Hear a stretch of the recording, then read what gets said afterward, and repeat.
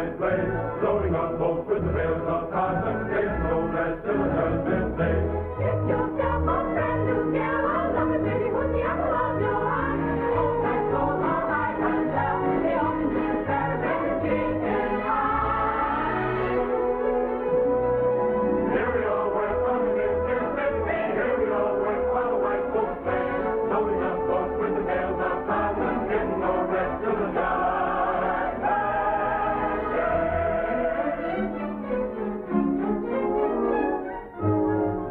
Berries are there, the fairest of the fair, southern beauty, every moment long. You know, oh goodness gracious, they're so flirtatious, you naughty little women don't be timorous, you will find that she's love, only makes a man more war, even on the days of war.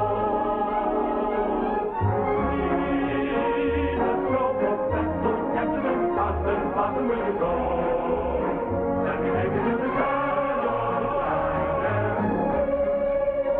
You like to put too joyfully, yes, I have to make a lie. Destination from the hello, dear, from Captain Andy.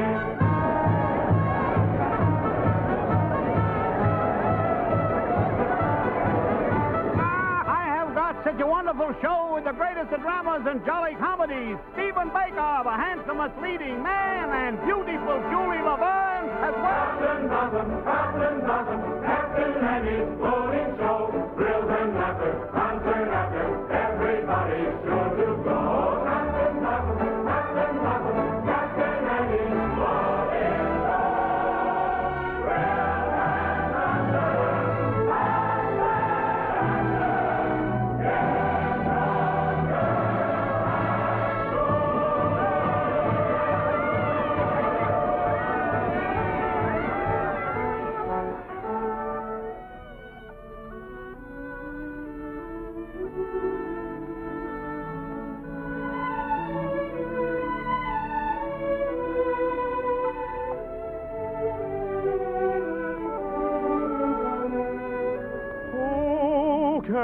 if my boat goes upstream, or if the gale bids me go with the river's flow.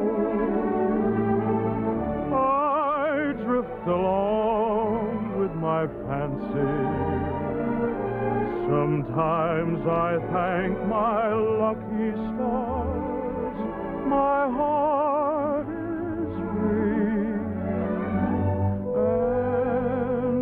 Other times I wonder, where's the mate for me?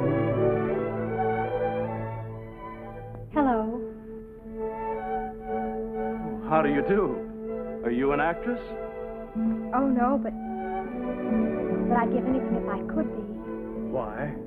Well, because you can make believe so many wonderful things that never happen in real life. Well, if you like to make believe one thing, why can't we make believe we know each other? The game of just supposing is the sweetest game I know. Our dreams are more romantic than the world we see. And if the things we dream about don't happen to be so, that's just an unimportant technicality. So the cold and brutal fact is, you and I have never met. We need not mind conventions, P's and Q's. If we put our thoughts in practice, we can banish all regret. Imagining most anything we choose.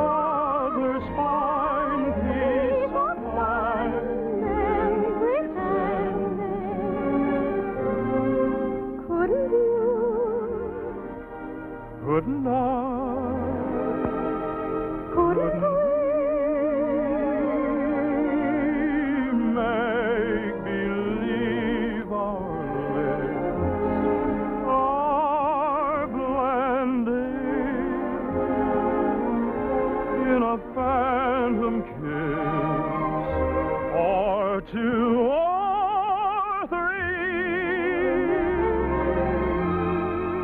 Might as well make believe I love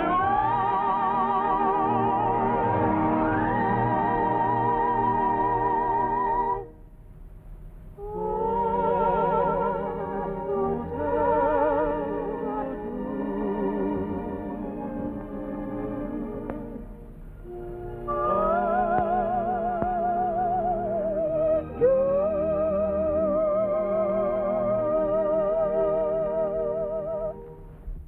Magnolia? Yes, Mother. Goodbye. I hope I see you again.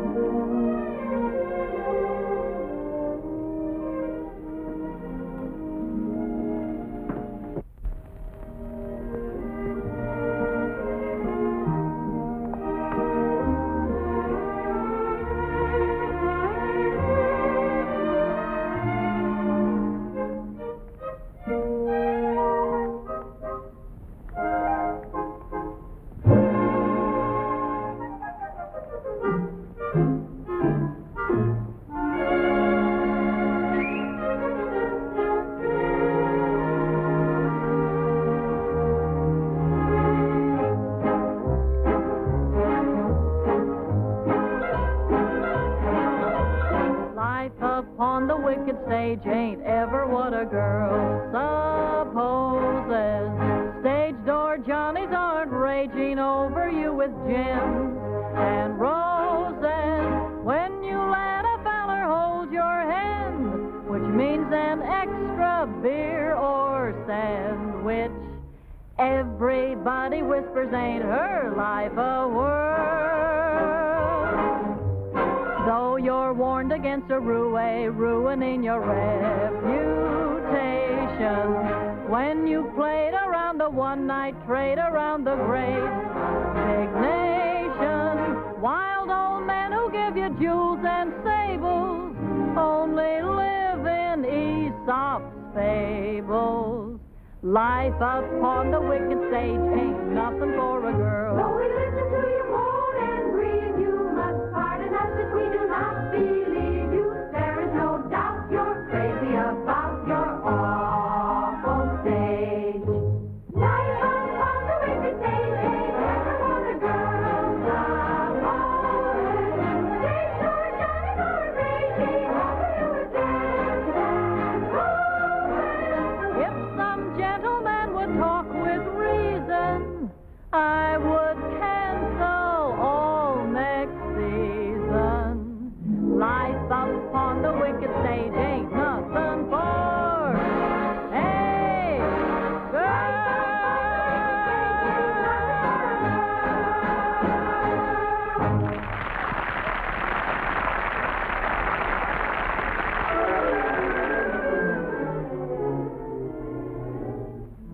Oh, listen, sister, I love my Mr. Man, and I can't tell you why. There ain't no reason for me to love that man.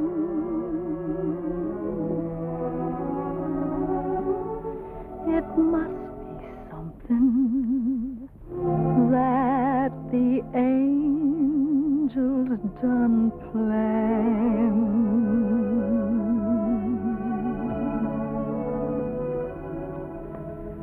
Fish gotta swim, birds gotta fly. I gotta love one man till I die. Can't help loving that man of mine.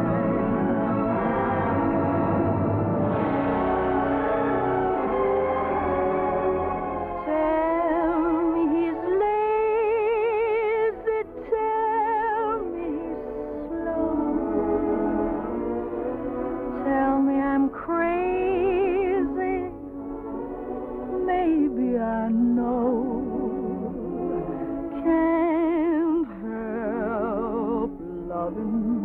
that man of mine. When he goes away, that's a rainy day. But when he comes back, that day is fine.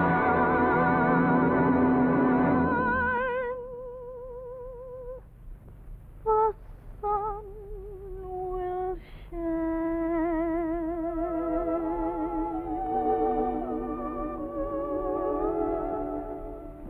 He can come home as late as can be. Home without him ain't no home to me. Can't help loving that man of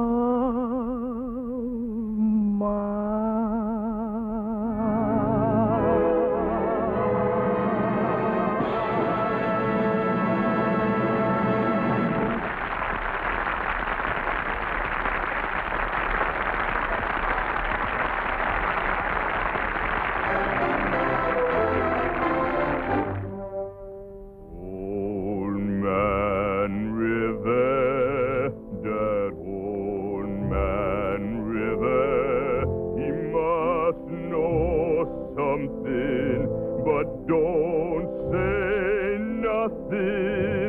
He just keeps rolling, he keeps on rolling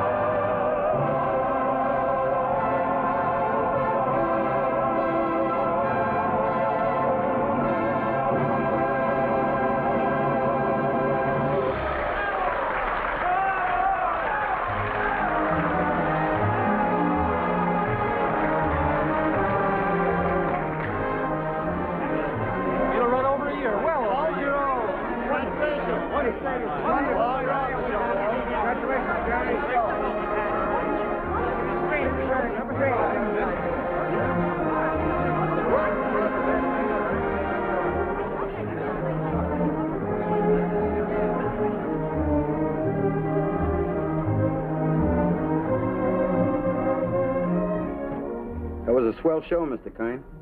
Well, thank you, Joe. Where to? The Waldorf, Mr. Kern?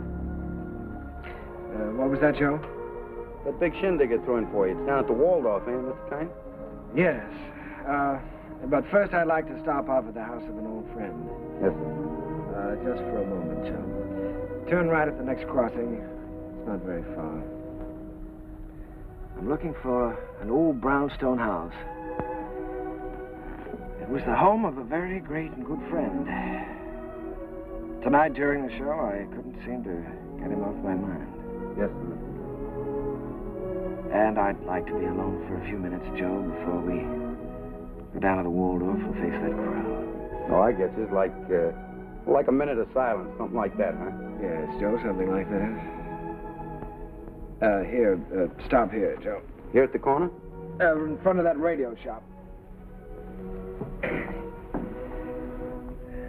Oh, there it is. See? You mean that lodging house sandwiched in there? Mm-hmm. Well, of course, it didn't have that room to let sign in the window then. And other than that, it hasn't changed very much. Well, the street has changed. Changed quite a bit since I first walked down it years ago. Joe, you notice this radio shop? Well, that was a bicycle shop the first time I ever saw it. I remember the day very well. It was spring, and I might have been any American kid coming down that street.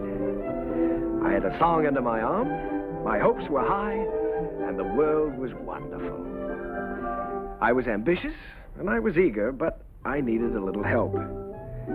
I've been told that the best man to give it to me was a man by the name of Hessler, James Hessler.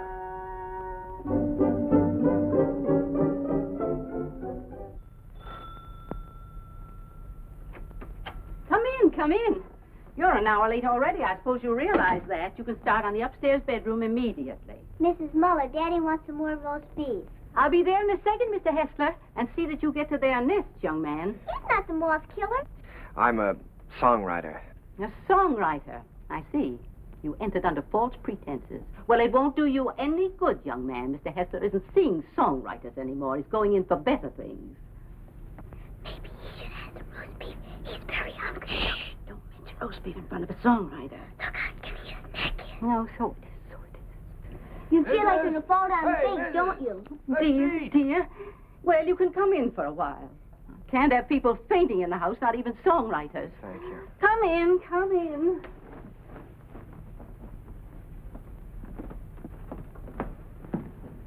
Daddy, he's starving to death. Mr. Hessler? Mr. Max? Yes, I know. Mr. Max Dreyfus of the Harms Company sent you. Written a little tune. He thinks it has possibilities if it's properly arranged. I'm to help you arrange it. Look how skinny his neck is, Daddy. Why, he said that he told you that I was the greatest arranger in America, and I should give you a few lessons. Well, my friend, he's right. There's only one catch. I've given up arranging. I'm through dressing up silly little tunes for girl shows and beer halls. I'm going to write some real music for a change. Oh, here, Mrs. Set it down here. The trouble with you songwriters is all you ever think about is making money. Here, sit down, have some roast beef.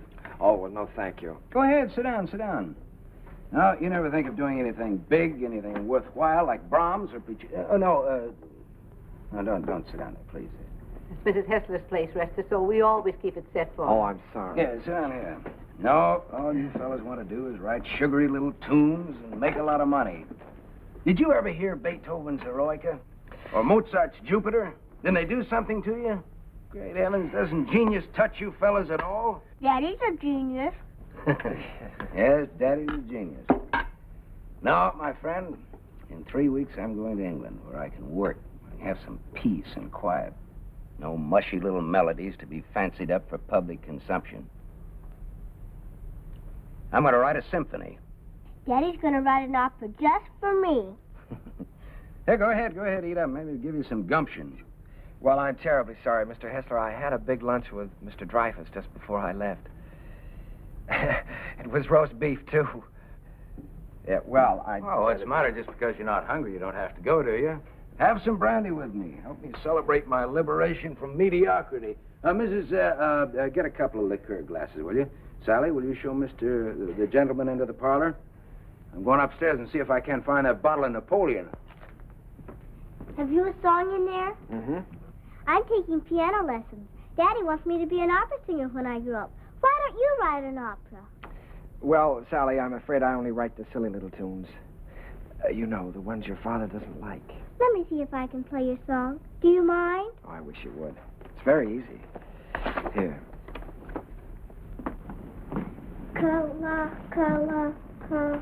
What's the name of the song? Kahlua. That's a funny name. Sounds like candy, like gumdrops. Well, it's the name of a very romantic beach in Hawaii, Sally.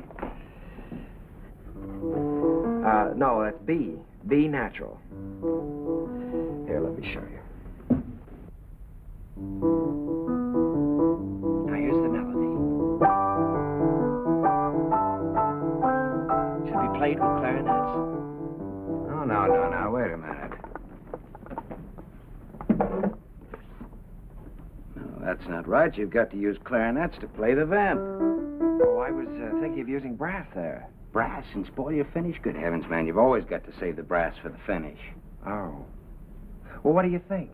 I know. This is a romantic song. Sit down. It's sentimental. You've got to start the melody off with your strings. Devisa, here, I'll show you. Start that vamp again, Sally. It's perfect for clarinet, see? Now then the strings enter. Devisa. Did you hear how wonderful that is?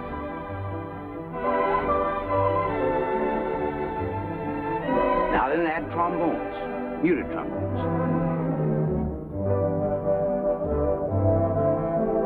That's great, can't you just hear that? Sally?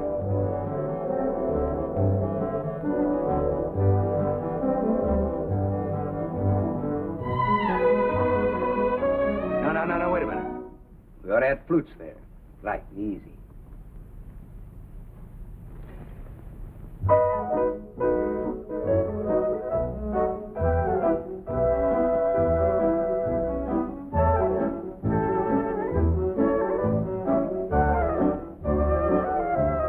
Now then add your brass. Your strings, too.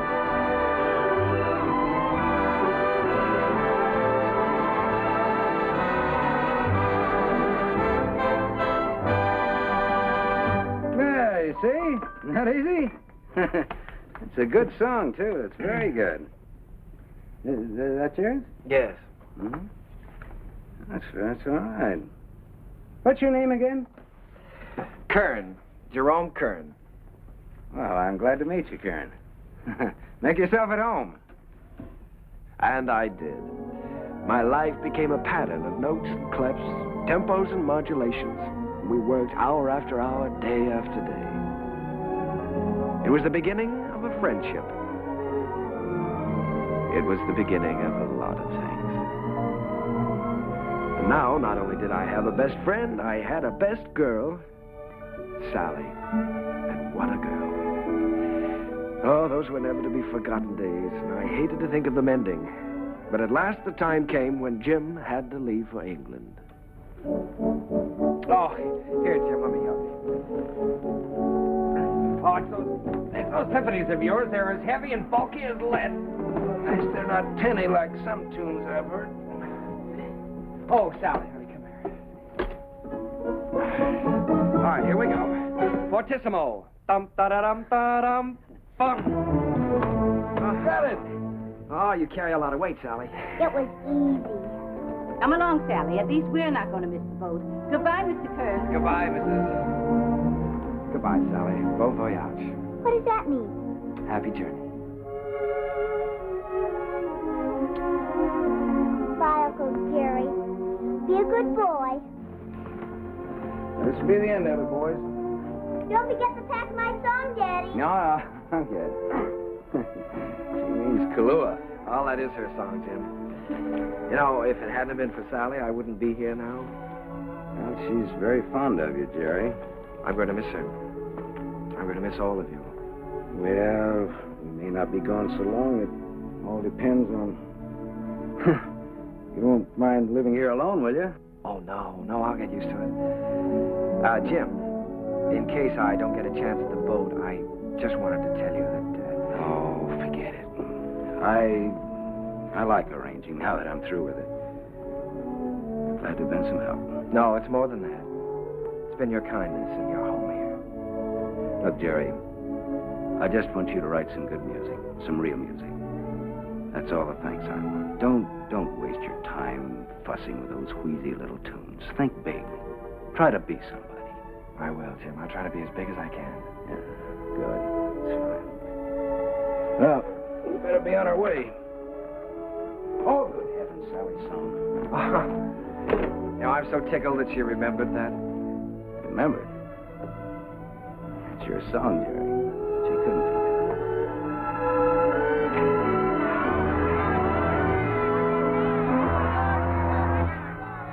I stood there watching that boat pull out of the harbor, and I was lonelier than I'd ever been in my life.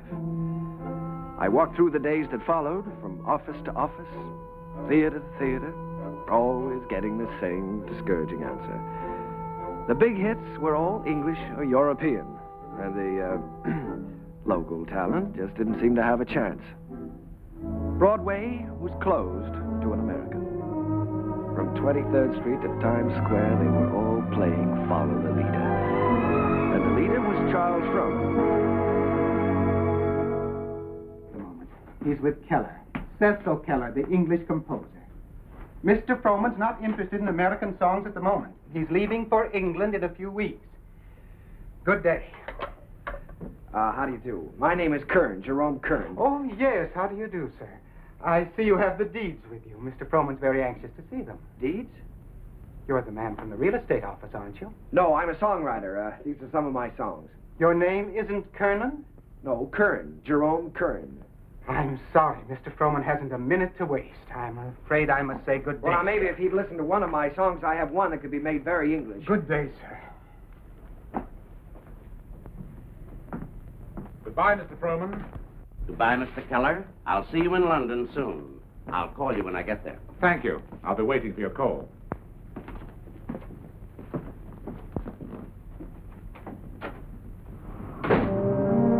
I made up my mind that I was going to try to write music with an English accent. So I sailed for London. I wish I could say with flags flying and my courage high. But the sea and I and the boat didn't get along too well together. I was mighty glad to see land again.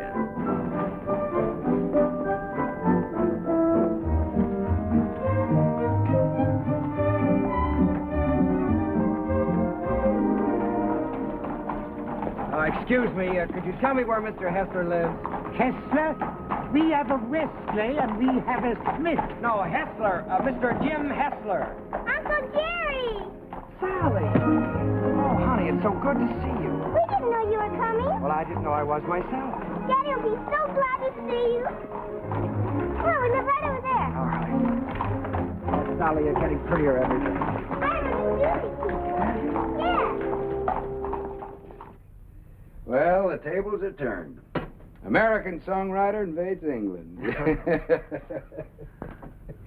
That's pretty good, Jerry. No, it's daring, very original. You're thinking big anyway. It's a chance I'm taking, Jim. So you've gotten a little skin here, haven't you? I haven't been getting enough roast beef lately, I guess. Jerry, I look at you sitting there, and it's just hard for me to believe you haven't been here all the time. Thanks, Jim. It's sort of like being home again. How was the symphony coming along? All right? Oh, well, yes, I'm still in the note-making stages. Of course, I always believe in making plenty of notes. It's kind of like planting seed. One day they start to grow, and then before you know it, lo and behold, your symphony's all written. Uh-huh. Simple and easy, Not as difficult as writing those silly little tunes. Well, no, it's the quiet here that does it, Jerry. The peace in this place is just so thick that you can float on it. It's a rustic pastoral... Wait a minute, now, answer that telephone. Oh, the doorbell. Will you get the door, please? Don't you do something about that? Yeah. No, there's a picturesque pastoral... Hello? Who? Sometimes they're on Buckwell. I can't... She's waiting for a piano lesson, sir. Oh, Mr. Edwards. Yeah, put him on. Come, Sally, it's time to... Hello, George. When, my little buddy? Fine. I don't want to. Tomorrow? Be glad to. I'm not going to have a lesson. For dinner, good. Hester, you behave yourself. All right, I'll be there. Bye-bye. George Edwards. The producer? Yes, he wants me to come up and sit in on a rehearsal of a new show. I don't want to take that piano lesson. Uncle Jerry's here. You've got to talk to your daughter. I can't do a thing with her anymore. Well... This is Uncle Jerry's first day here, and I shouldn't be made to take lessons. Should I? Should I, Uncle Jerry? Well, I think you should have one day off, maybe, That's the end of her. There was some hope for her until her Uncle Jerry arrived. Now she's spoiled for good and all. Come, we get ourselves a cup of tea. You know, Sally, I'm inclined to agree with you. I think Uncle Jerry's arrival does call for a celebration. Now, what'll it be? London or the fair? Oh, the fair, Daddy. Please, the fair. All right. The fair it is.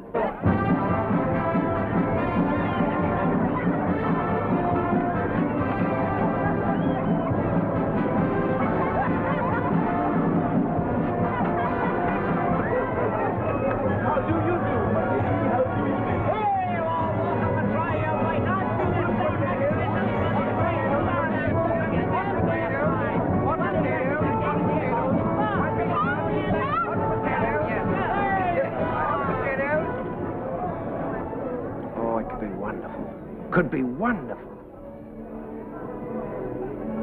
Oh, no, Jerry. I don't want Sally to go up in the swings, not till she's a little older. The whole stage full of swings and a boy and girl in each swing and all of them singing. Oh, you mean for a production number? Yeah. That's not a bad idea. They could swing from the stage right out over the audience and back again. Make a good production number. What song would you use with it? Spoon with me? Be perfect. Spoon with me? That sounds fine. Suppose I take that up to George Edwards.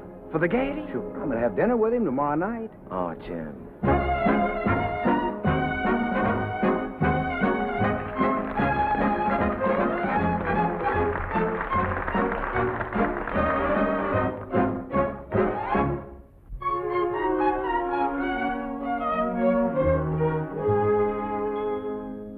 I don't know why I am so very shy. I always was demure. I never knew what silly lovers do. No flirting I'd endure. In all my life I never kissed a man. I never winked my eye. But now at last I'm going to break the ice. So how'd you like to try? How'd you like to spoon with me? I like to. How'd you like to spoon with me? Well, rather. Sit beneath an oak tree, large and shady. Call me little Tootsie, Woodsy, baby. How'd you like to hug and squeeze? Indeed, I would. Dangle me upon your knee. If I could. How'd you like to be my lovely Rosie? How'd you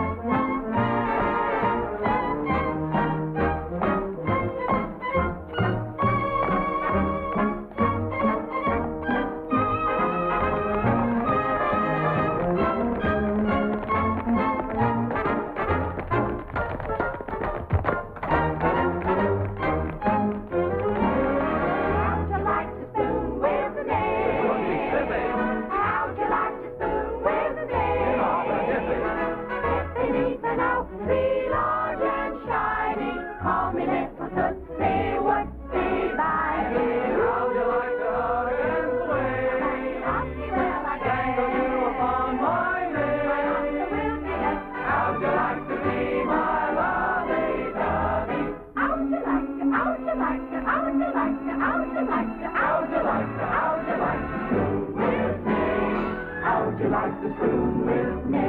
What a daisy.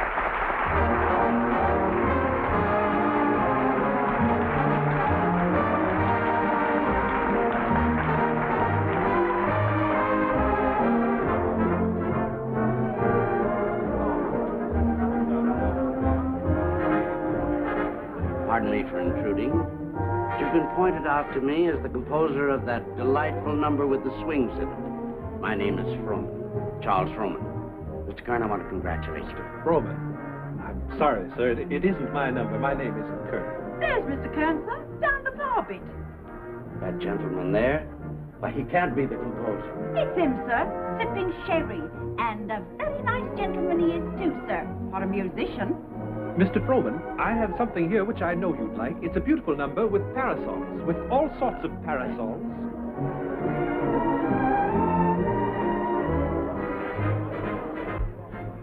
Kern?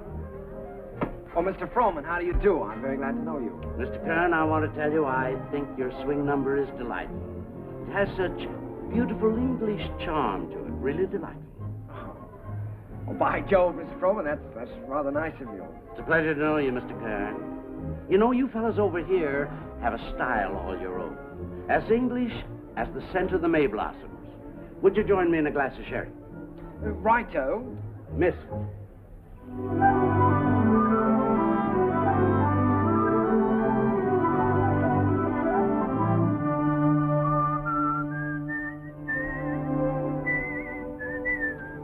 I'd give that one up if I were you. One song at the Gaiety, I think you can afford to take a rest. Well, if I could finish it, I know I could interest Froman in it.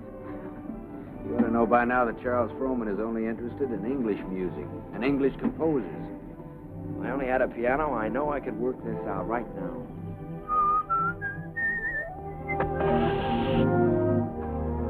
Flat. Well, it looks like you do have a little work to do.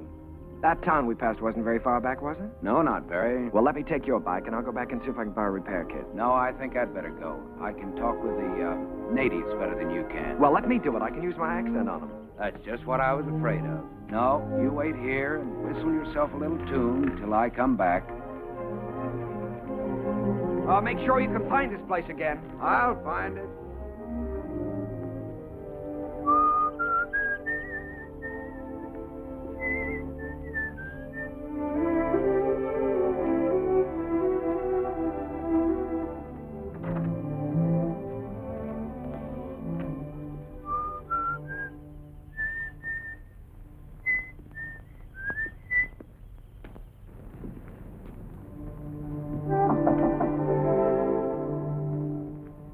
I say, is anyone there?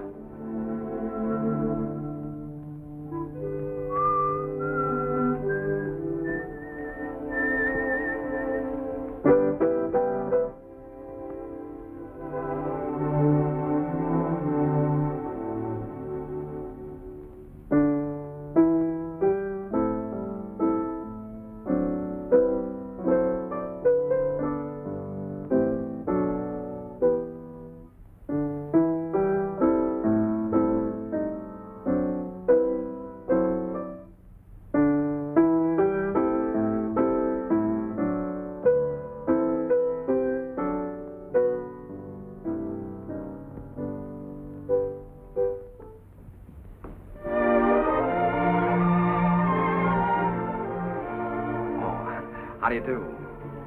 Did Mr. Timkins send you? Well, I was passing by on my bike, and I got a flat tire, and... well, then you don't work for Mr. Timkins. No, I happened to notice your piano through the window, so I thought I'd come in and try out a little tune.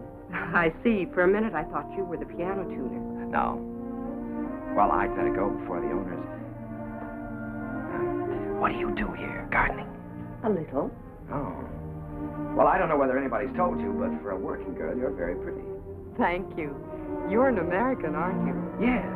Yes, I'm a songwriter. As a matter of fact, that song I was playing as you came in was mine. Did you like it? Oh, you wrote it yourself? Sure. Oh, I write lots of songs. Maybe you've heard this one.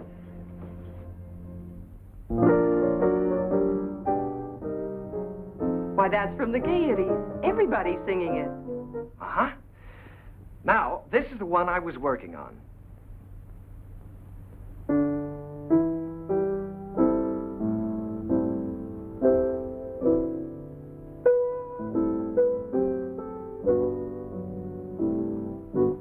That I'm going to try to place for the Gaiety, too. Of course. I would if I were you. Don't you believe I wrote these songs? Tell me, when you compose, do you always break into people's houses to borrow their pianos? No. All right, I'll tell you what I'll do. If I place this with the Gaiety, I'll send you tickets and you can come and see for yourself. Will you? I'll tell you when I get the tickets. I beg your pardon, miss, but your mother would like to speak to you. She's in the upstairs sitting room. Thank you, Katie. I'll be right up. Well, I'm terribly sorry. But I still wrote those songs. And I'll still be waiting for the tickets. Will you? Wonderful. I won't forget.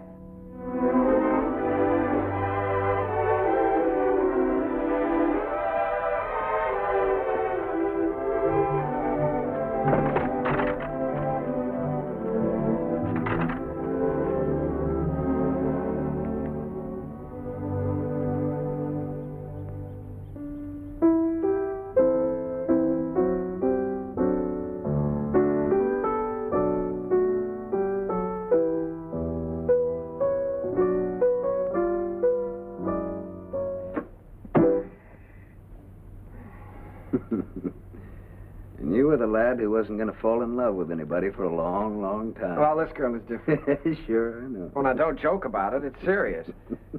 Don't you believe me? Yes, of course I believe you. She really is different. I know. Her hair is like spun gold shining in the sunlight. Well, I don't know about her hair. She had a kerchief on, but her eyes were like pools in the starlight. I see. Even with her working clothes on, she's the prettiest girl I've ever seen. I'm sure of it. Seriously, Jim, don't you believe me? Yes, Jerry, I believe you. It's spring, isn't it? Tomorrow morning, I think I'm going to give you a great big dose of sulfur and molasses. Good night.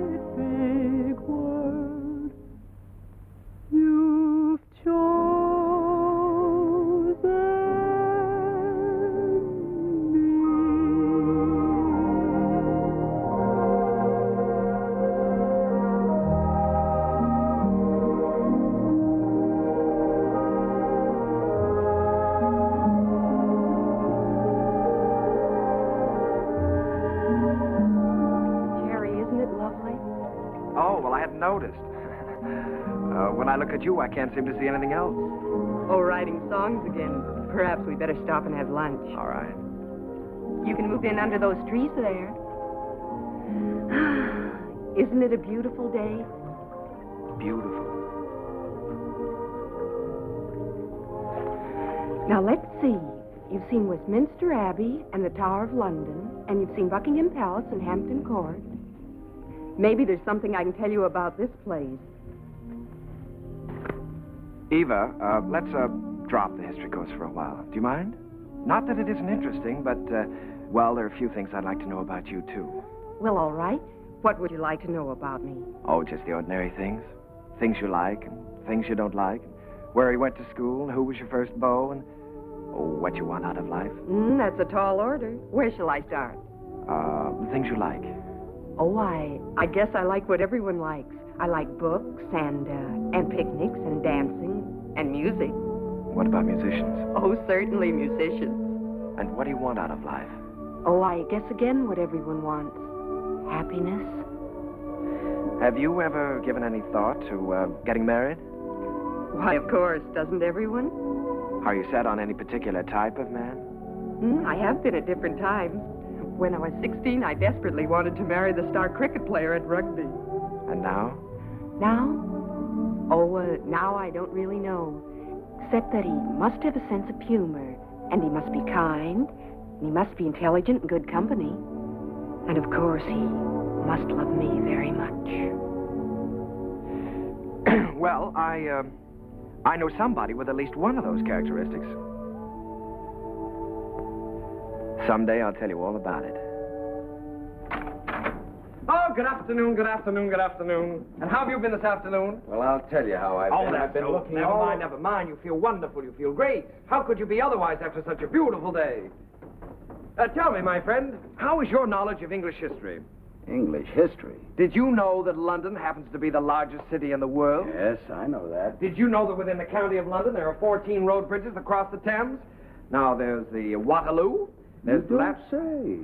Sounds dull, huh? Well, it's far from dull, my friend, when your history teacher is as beautiful as all the sirens of history put together. Did you know that all the swans on the Thames belong to the King of England? No, fancy that. And the male swan is called a cob. Well, what does that get? And did you know that when you walk into Hampton Court, you're walking right straight into history? Oh, my dear friend, you have so many things to learn about England. Have you ever heard of a man named Charles Frohman? Frohman. Well, now that's a familiar name. The face escapes me. How can you talk about Frohman when I'm talking about love? Oh, so that's been the theme of this little dissertation. Yeah. Well, I'm glad you informed me. Oh, that's all right. Because the next time Frohman's office calls, I'll tell him that you're too busy to be bothered. Yes, you tell them that I'm too busy.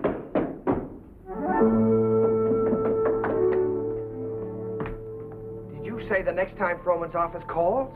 That's what I said. They've been calling you all day. But why should I bore you with such trivial details? Well, what do they want? No, dear friend, you return to your archives. Why think of the future when the past is so glorious? Oh, come on, now quit clowning. What happened? Nothing. Frohman just wants you to write 4 songs for his new show.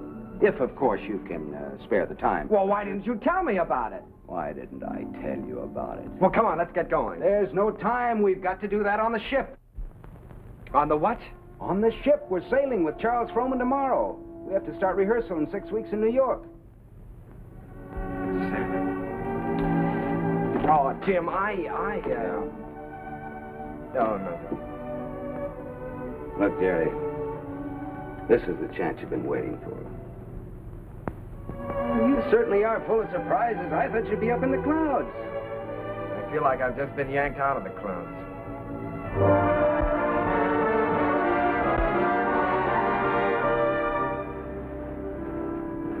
Jerry, aren't you coming down for lunch? Oh, no, Jim, I'm not very hungry. Now, look, you've got to snap out of this. It isn't the end of the world, it's the beginning. Here you are on your way back home with a Charles Frohman contract in your pocket. Why, you ought to feel wonderful. I know it. That's what I keep telling myself. You go back to England. If I just could have seen her once more. Jerry, it was all we could do to catch the boat. You couldn't help that. You talked to her on the phone. On the phone? What can you say on the phone? Hello, nice seeing you. Take care of yourself. Oh, Jim, there were so many things that I wanted to say to her. Now, look, Jerry, you've got to think about your career. Things are just starting for you. Yeah? You can say that over and over again, and you know what happens? What? Nothing. Jim, you know, for the first time in my life, I'm lonely. Here I am on a ship full of people with you, and I might as well be on a desert island all by myself. Did you ever feel this way? Yes, once. What did you do about it? I married the girl. Oh, hello, Mr. Frohman. Hello there. Been looking for you two. You weren't down to breakfast? No, the first day out is always rough on me. Good Englishman should have his sea legs by now. Come and have lunch with me. Mr. Frohman, there's something I must tell you. I'm not an Englishman. Mr. Kern, there's something I must tell you. I never thought that you were. At least not after the first 15 minutes. Matter of fact, I'm very proud to be able to present a new American composer to Broadway. Thank you, Mr. Roman. I have a lot of faith in you, Jerry. Just received a wireless from Julia Sanderson. She's accepted the part of the girl from Utah. Wonderful. Now I've got to have a great song for her. If it's a love song, he's got one.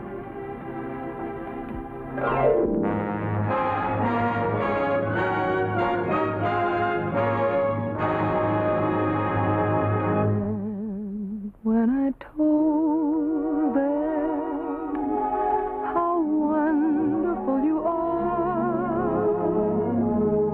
they didn't believe me.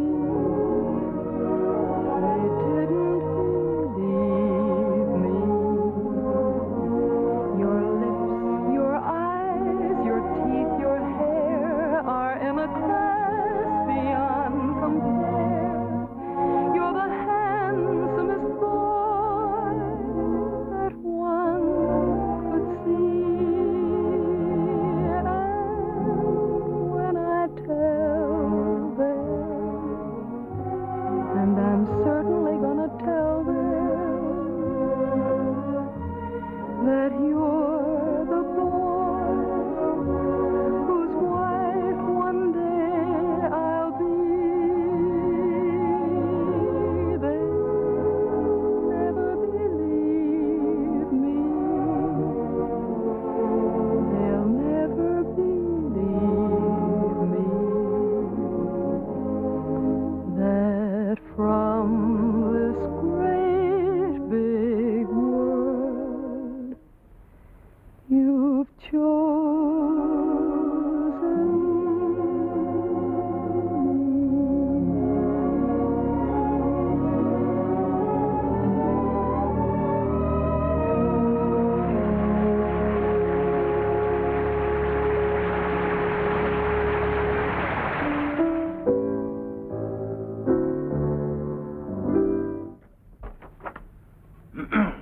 Here.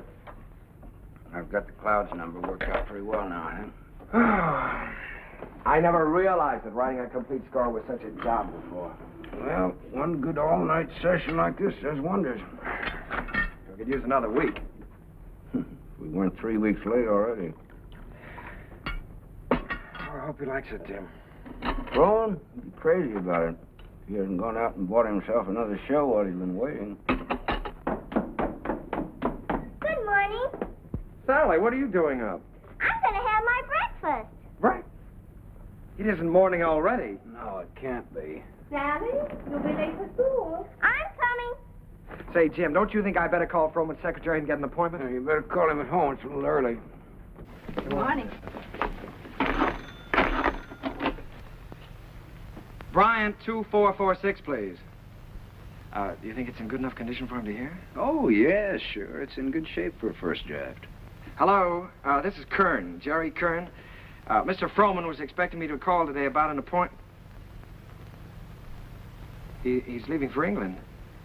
Well, but he promised that he was going to listen to my show, Oh Boy, for his next production. Sales today. Oh, all right, thanks. Well, that's it. He's going over to buy himself another English show. Well, he can't.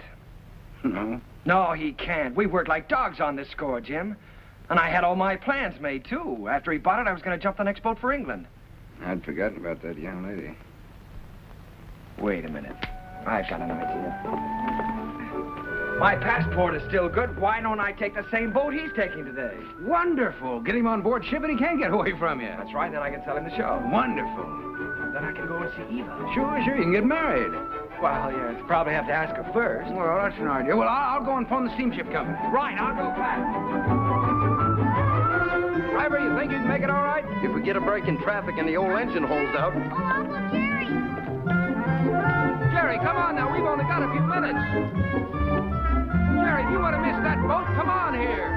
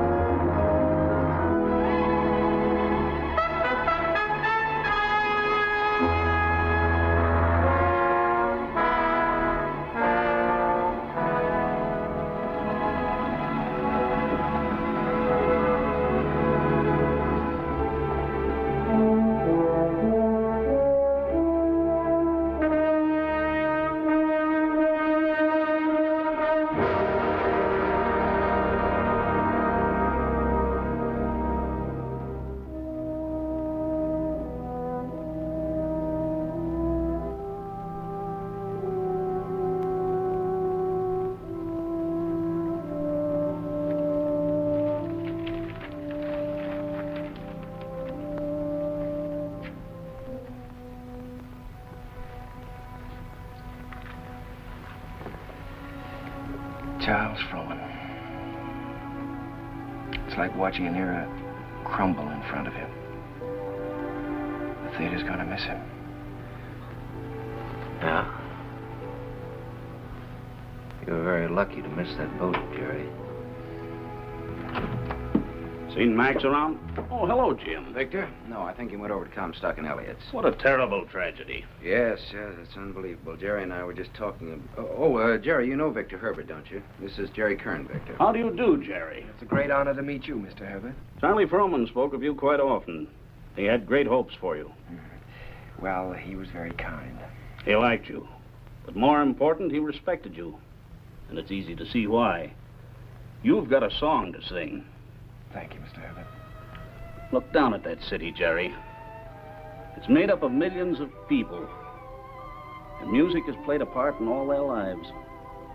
Lullabies, love songs, hymns, anthems. Must be pretty wonderful, Mr. Herbert, to realize that people you don't even know and never will know are singing your songs, and all of them asking for more of the Victor Herbert music. It makes me feel grateful, Jerry, and very humble. One of these days you'll find out yourself how it feels. What is it my publishers call me? The Dean of American Music. Well, I think you're going to be the next Dean. One thing I must admit, you've got a better figure for it. Keep writing, boy. Don't let anything stop you. Good night. Good night, Mr.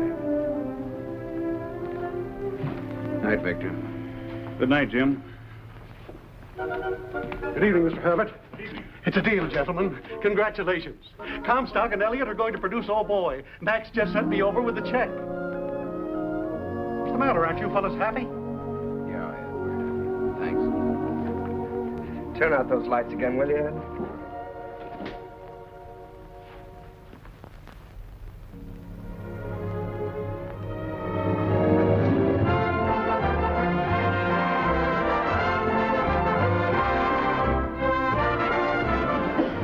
Well, there it is in lights.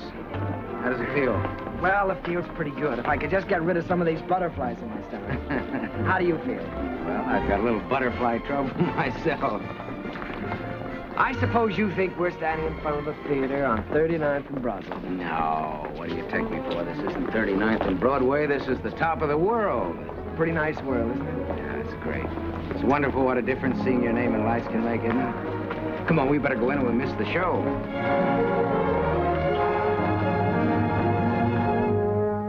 The rain comes a pitter-patter, and I'd like to be safe in bed. Skies are weeping while the world is sleeping, trouble heaping on our heads.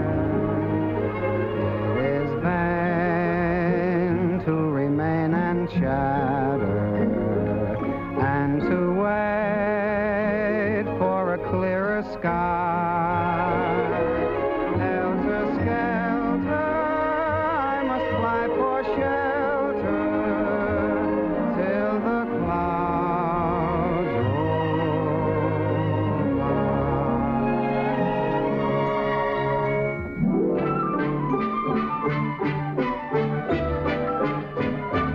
roll by.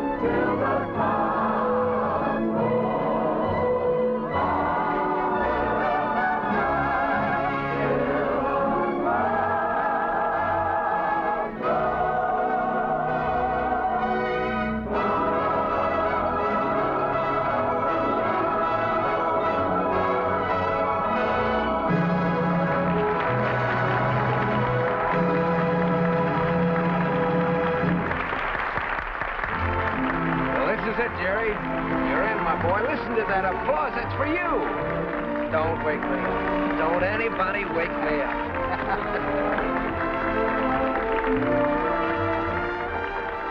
Figured out how you're going to spend your money yet?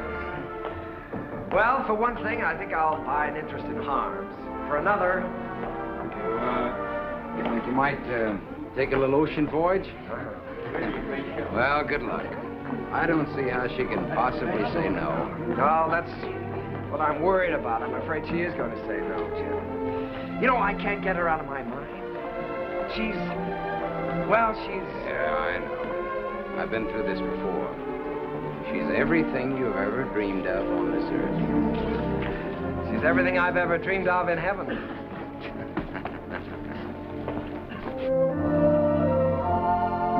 Oh, Jerry, let's stop here, shall we? All right.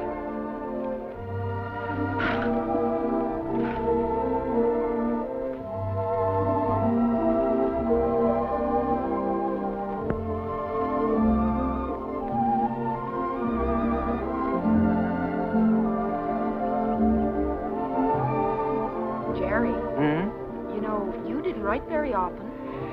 Well, my letters weren't very interesting, Eva, so I tore them up. As a matter of fact, you didn't write very often yourself.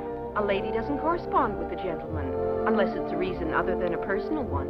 Oh, well, now, doesn't that sound a little silly to you? No, it sounds altogether fitting and proper. Oh. You want to fight? A lady doesn't fight. Well, what does a lady do? Oh, you're impossible. Well, you're right. If I were you, I'd have nothing to do with me. In fact, if I were you, when I ask you to marry me, I'd say no. Just on the grounds that a lady never says yes. Now, see here. Are you going to ask me to marry you? Might, with a little encouragement. A lady doesn't... In my country, if a lady wants to be asked, she has to be encouraging. In my country... In your country? What in your country? Well, there are proper ways to go about such things in every country. Oh. Well, then let me put it this way. From the very first moment I saw you, when you walked in from the garden, I knew that out of all the women in the world, I'd finally found the right one. The only one. I wanted to tell you then. I wanted to say, hello, funny face. I don't know your name or anything about you, but I've loved you all my life. You were my first school teacher, my first date, the first girl I ever kissed, and everything in the world to me. You see, I recognized you immediately. You thought all that? That's right. I stood there thinking that, wondering what you'd do if I kissed you. What would you have done? What would you do now?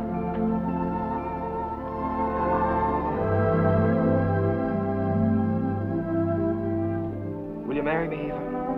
Thank you so much. I'd love to. Hello, Mrs. Kern. Hello, my darling.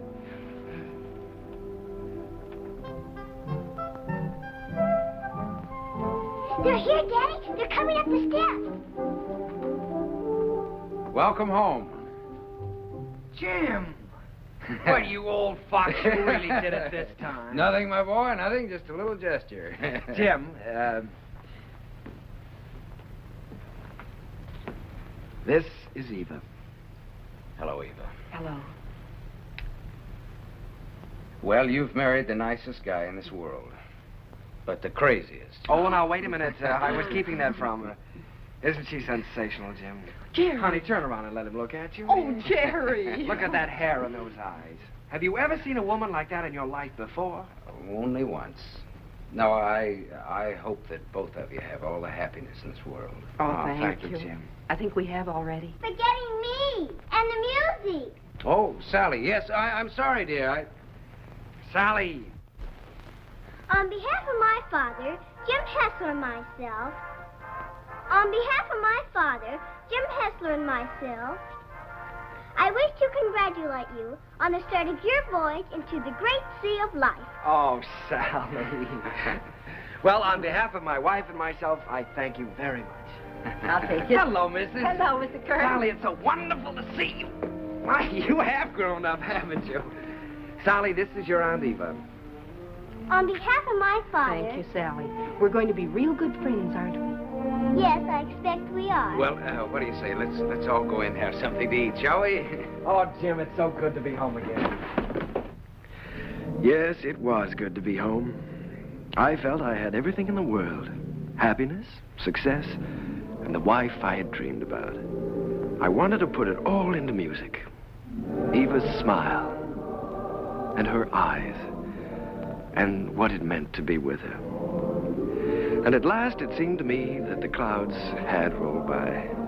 First, there was Leave It to Jane. Leave it to Jane, Jane, Jane. I don't know why you should make me plot and plan for you. She is the girl with... I always try to do everything I can for you. No problem you can wish on her gives her a strain. She'll tackle gaily, a score or more daily.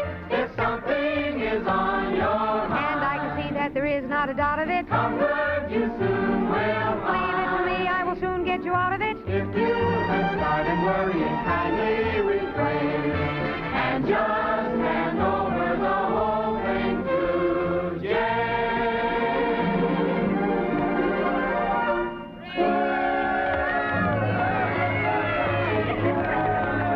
Well, Jane, why don't you tell us how you do it? Yeah, come on, Jane, tell us. Oh, but it's really very simple. I just study up on the famous women of history. You mean like Lucretia Borgia? Well, no, not exactly. Listen. In days of old, beside the Nile, a famous queen there dwelt. Her clothes were few, but full of style, her figure slim and svelte. On every man that wandered by, she pulled the Theta Bara eye. And everyone observed with awe that her work was swift, but never raw. I'd be like Cleopatra if I could have my way. Each man she met, she wed and kissed, and she dozens on her waiting list. I wish that I had lived there beside the pyramid. For a girl today don't get the scope that Cleopatra did.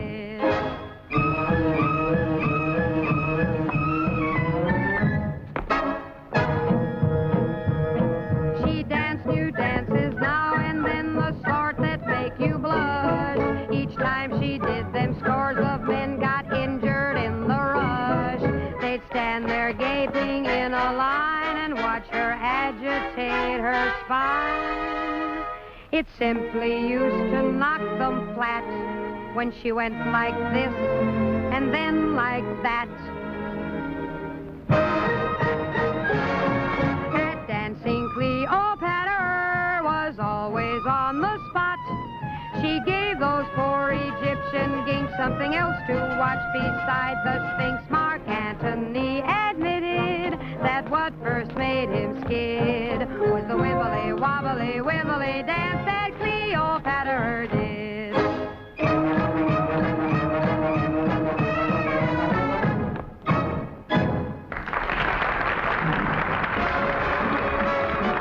Leave it to Jane, Jane, Jane.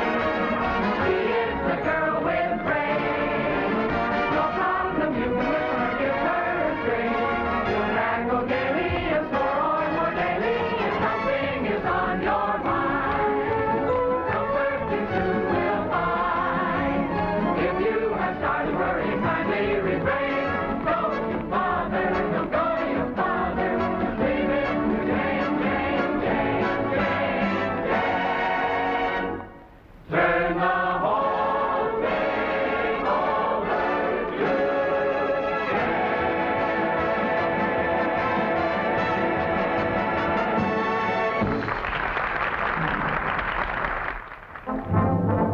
Once again, Broadway belonged to the Americans. To George M. Cohan, Irving Berlin, George Gershwin, Vincent Youm, Buddy DeSilva. I was working in mighty great company. And in one of my own shows, Sally, I was fortunate enough to have the reigning queen of the era, the wistful, lovely, unforgettable Marilyn Miller.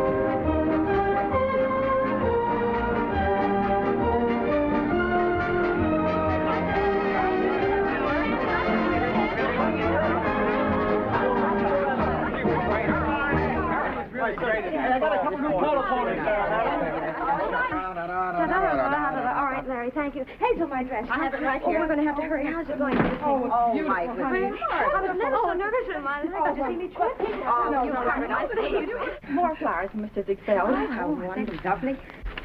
Says the first act was a dream, signed Flo. Wish she'd said the second act. Don't worry about the second act. Second's better than the first. No. Thank you. Hazel, is everything ready for the quick change? Everything's ready in the stage dressing room. All right. Thank you. Hazel, have you got everything? Yes, everything's here. All right, let's go. Good luck, Miss Miller. Thank you. Good luck, dear. Oh, fine, Miss Miller.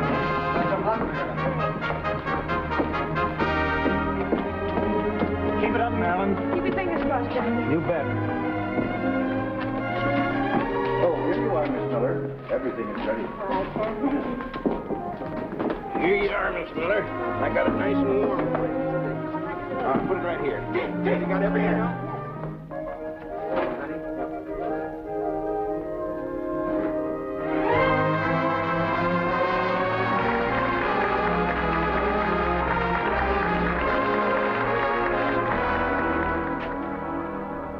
As I wash my dishes, I'll be following a plan till I see the brightness in every pot and pan.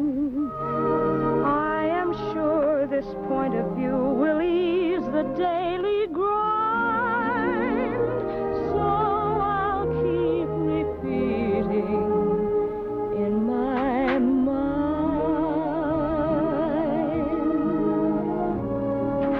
Look for the silver lining whene'er a cloud appears in the blue.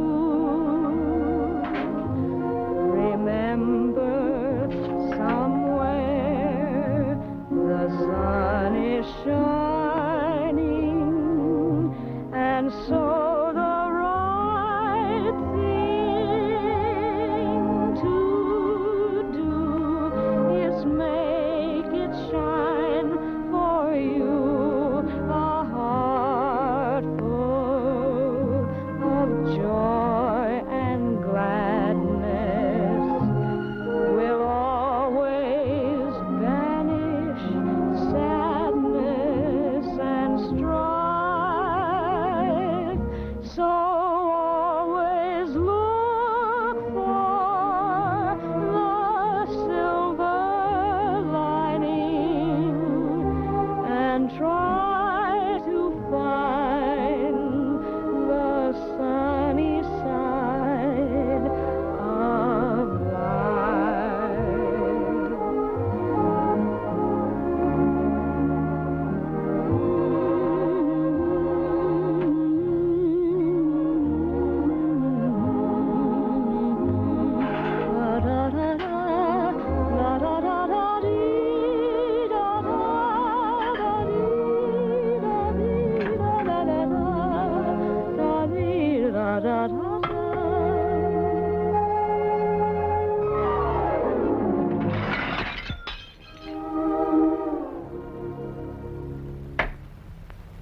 So always look for the silver lining and try to find the sunny side of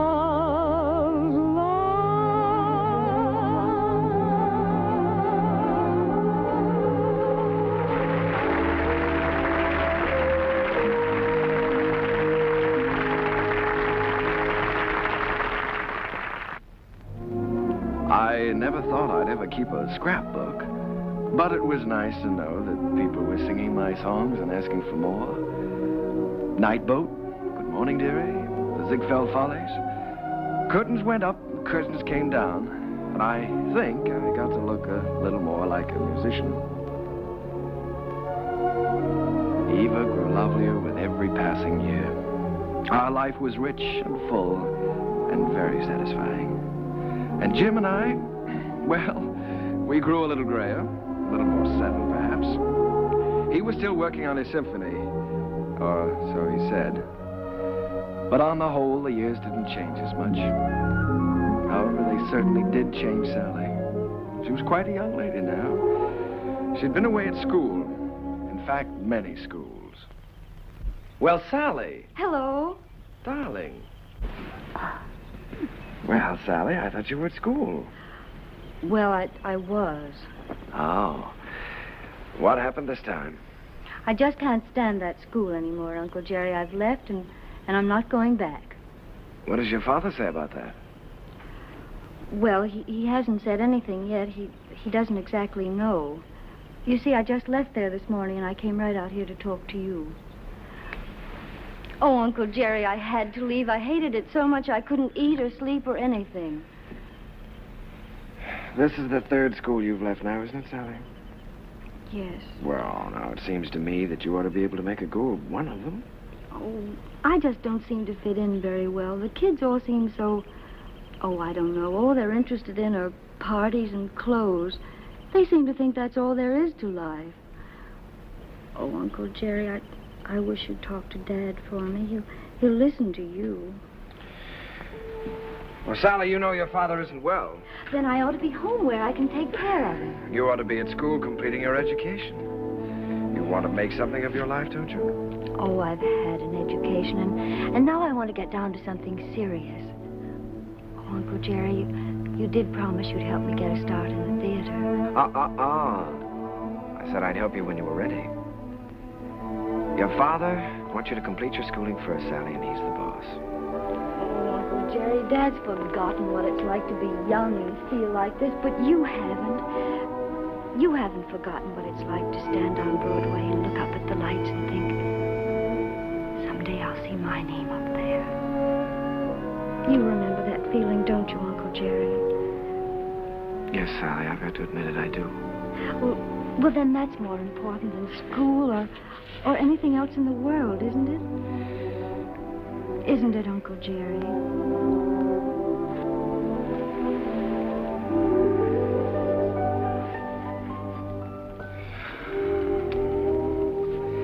It's the third time, Jerry. Yes, I know.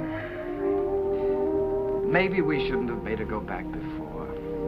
After all, if she hates it so much. Oh, Jerry, you can't keep on running away from things all your life. It's time Sally found that out. Well, you can't live another person's life for them either, Jim. It isn't fair.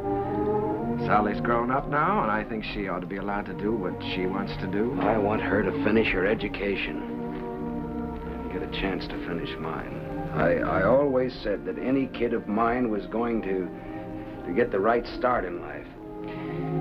Well, what's right for one person isn't always right for another, Jim. You know that. Jerry, the trouble with that girl is she's just plain stage-struck. She comes by that honestly enough, doesn't she? Remember how we used to pound the sidewalks and knock on doors? Nobody could stop us. Goodness only knows enough people tried to. Remember how thrilled we were when we finally realized we were in? So what right have you or I to interfere with Sally? Yeah. Well, what are we going to do, Jerry? I'd give her a part in Sunny. So cast. Part of Gwen hasn't been cast yet? Gwen, well, it's only one line. Gwen is going to have a song. The doctor's here, Mr. Heflin. Oh, fine, Miss. Doctor, I'll be with you upstairs in just a minute. Good evening, Mr. Kern. Hello, Doctor. You know, when you get to be my age, you start collecting pills.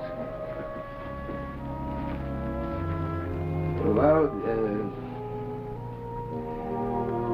Jerry, I hope that works out all right.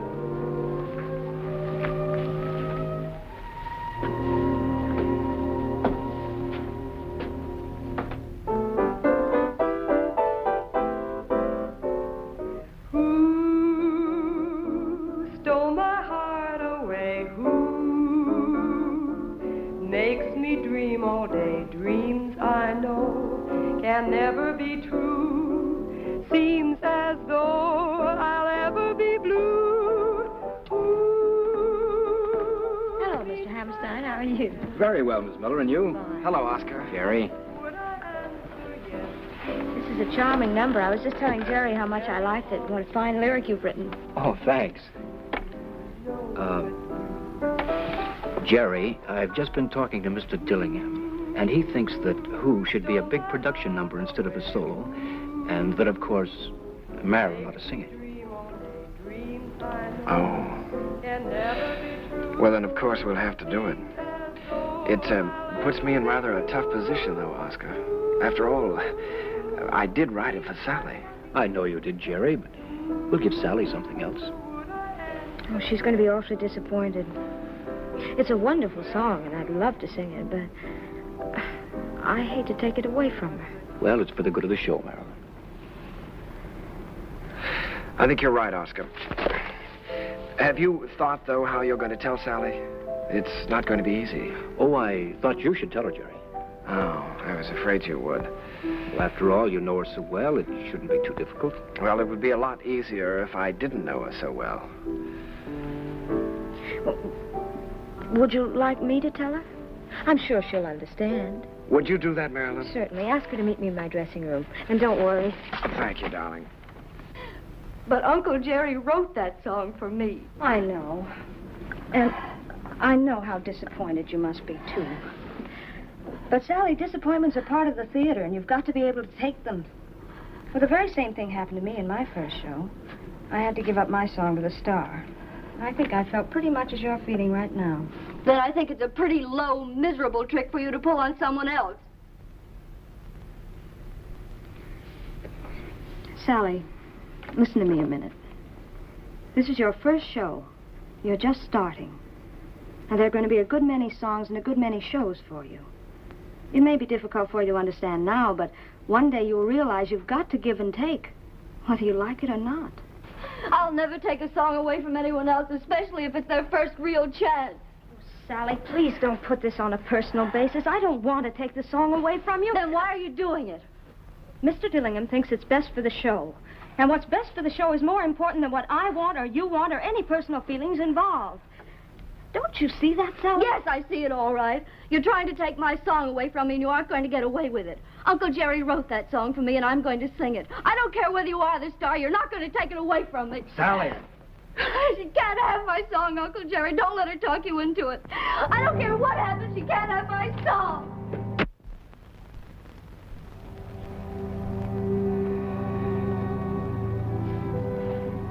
I'm sorry, Jerry.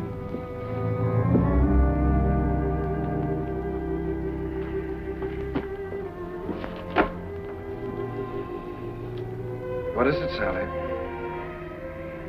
Am I still in the show, Uncle Jerry? You want to be? You won't have a song, though. They took my song away from me, the song you wrote for me. Sally, there's a little thing called the good of the show. Apparently the show didn't seem very important to you this afternoon. Not important? You didn't care what happened to the show just so long as you got your way. The theater doesn't work that way, Sally. Nothing works that way. I learned something today. I suddenly realized that you're not ready for the theater yet. Not ready? No. All you have to offer is a small talent, a great deal of conceit, in return for which you want success.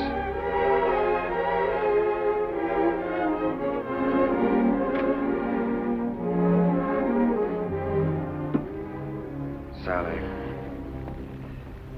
I've known you and loved you ever since you were a little girl. I couldn't love you anymore if you were my own child. But I must say this to you. You're not going to get anywhere in this life by using people. And until you realize that, you're not going to have the respect of anyone. Sally, I'm ashamed of you.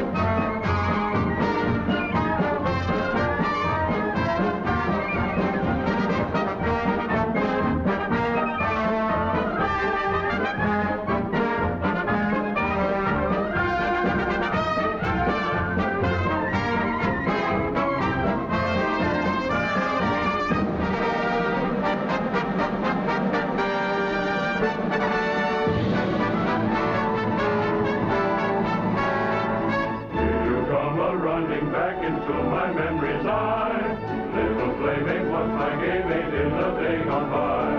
Ragged dresses, tangled dresses, flying o'er the hill. Heaven bless us, you no less the Sheriff Jacksonville. You funny little willow, that describes her to a T. She is full of fun, he named the lady perfectly. She is bright and sunny.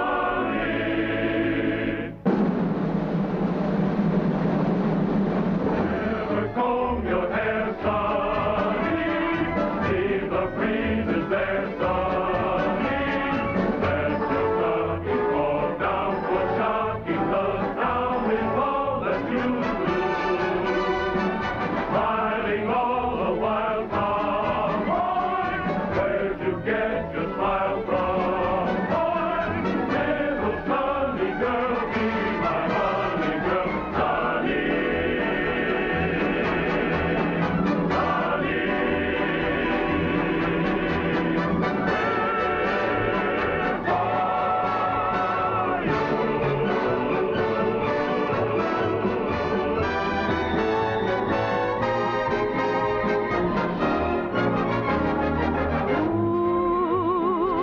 Stole my heart away. Ooh, makes me dream all day. Dreams I know can never come true.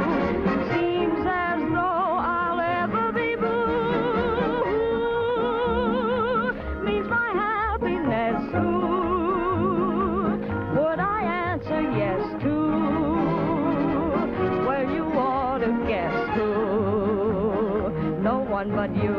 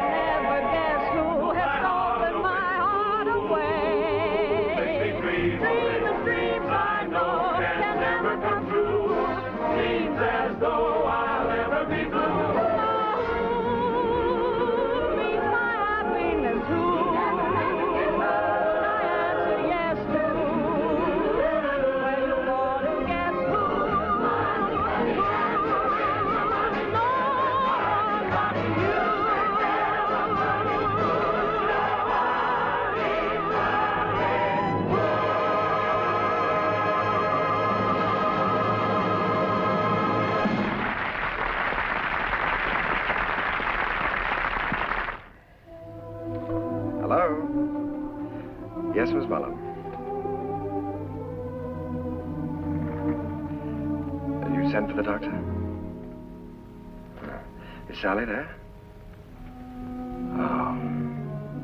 Well, you be sure he stays in bed, Miss Mullin. I'll be right over.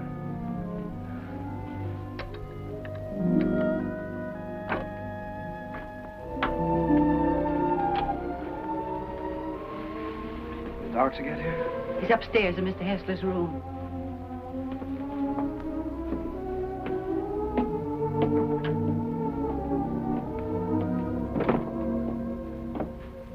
It's his heart.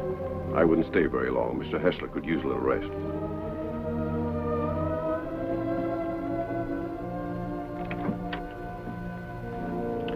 Well, good evening, Jim. Oh, Jerry. We missed you at the theater tonight. How are you? Sally's gone, Jerry. Yes, I know. Mrs. Muller told me. down for dinner, so went up to her room.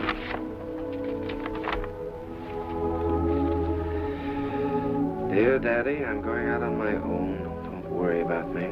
Someday you'll be proud of me. I'll always love you. P.S. Tell Uncle Jerry I still love him.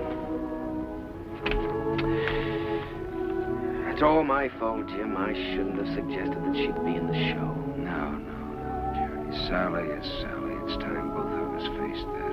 Yes, I know, but I think I heard her. Well, she's got spunk, all right. Jerry, she's young. She's way too young to be out on her own. Well, now, look, Jim, don't you worry about this. I'll bring her back. I wish you'd do that. I promise you I'll try my utmost. Yeah, just as soon as you can. Good night, Jim. Why don't you get back into bed and get some rest? Yeah. I left no stone unturned trying to find Sally. Personal ads, private detectives. But the answer was always the same. No one had seen her. It was a futile hunt. I tried to keep Jim's hopes alive, but I think he knew. And then, one night... Please don't mention that I telephoned.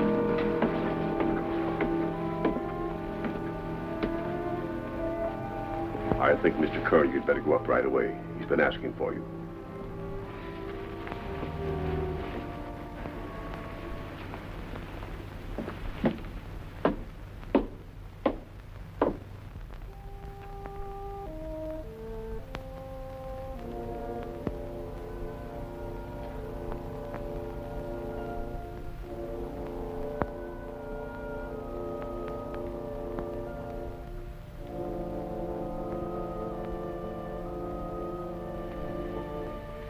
Jim.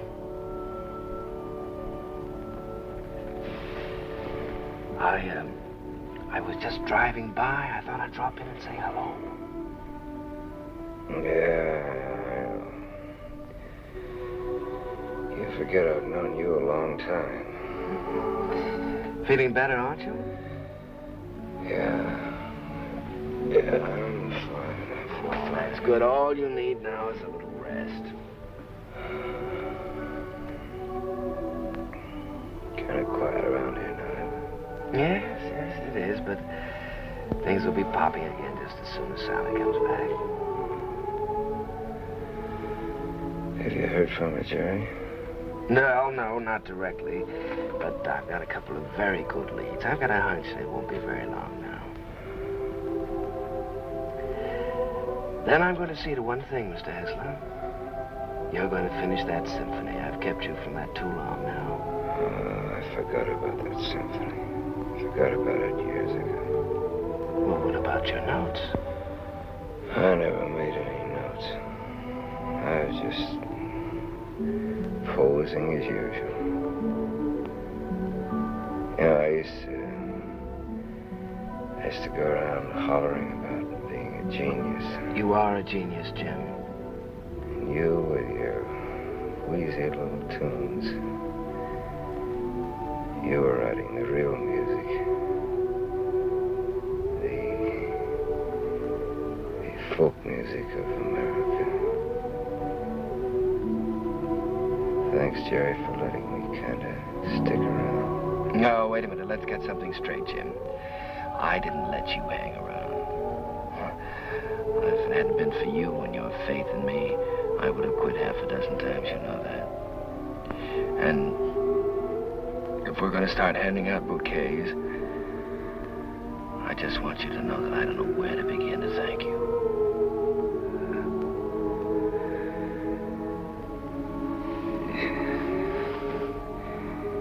You're a great man, Jerry. It's been a privilege getting in on that music. It's been a lot of fun with you. Now, let's not talk that way, Jim. In a couple of weeks, you'll be back at that piano, screaming for more and more brass. Ah, Jerry, This looks like the time for strings. Jerry, if I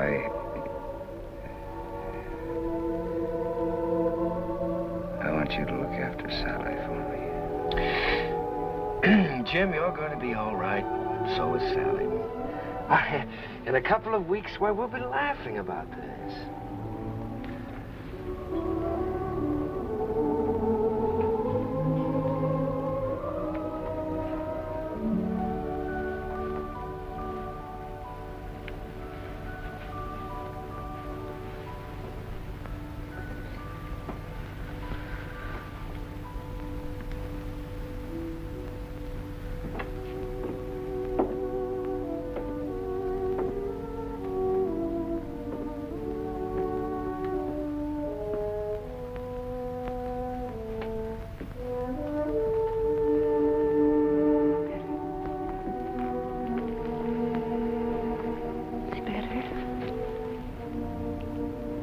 If I made some coffee.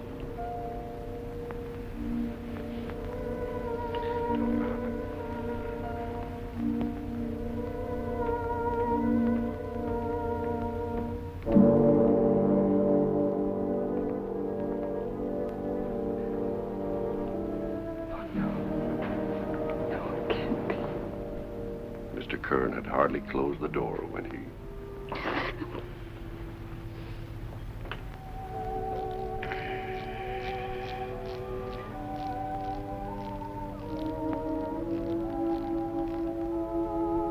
I was completely lost, completely helpless. Jim was gone, and I had failed him, was still failing him.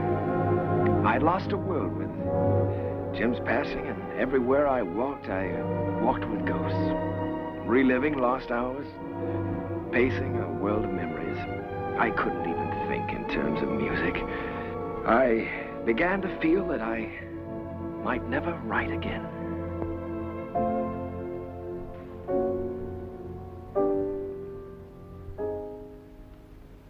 How long has this been going on? For weeks, Oscar. Ever since Jim died. He's a score to write, and he hasn't done one song. Well, that certainly doesn't sound like Jerry. He seems to have completely lost heart. Have you had any word of Sally? No, but he has every friend he ever had in show business looking. Well, don't worry about it. She'll turn up. It's Jerry I'm worried most about. You know, Oscar, I believe he's beginning to think he can't write music anymore. It's heartbreaking to watch him. Well, I have a book here I'd like him to take a look at. I've been commissioned to adapt it and write the lyrics, and I think Jerry's the man to do the music. I don't think he'll do it, Oscar. Well, that's hard to believe. There's never been a time as long as I've known Jerry when you couldn't excite him with a good story. There's never been a time in his life like this. But you can try, and I'll tell him you're here.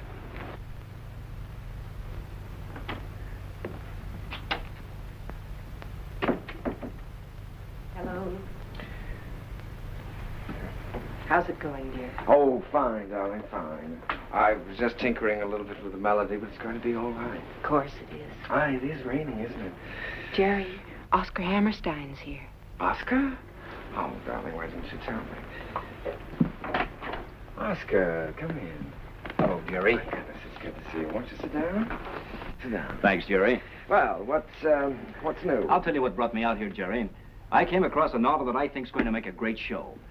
Now, if you'll do the music, I'd like to do the book.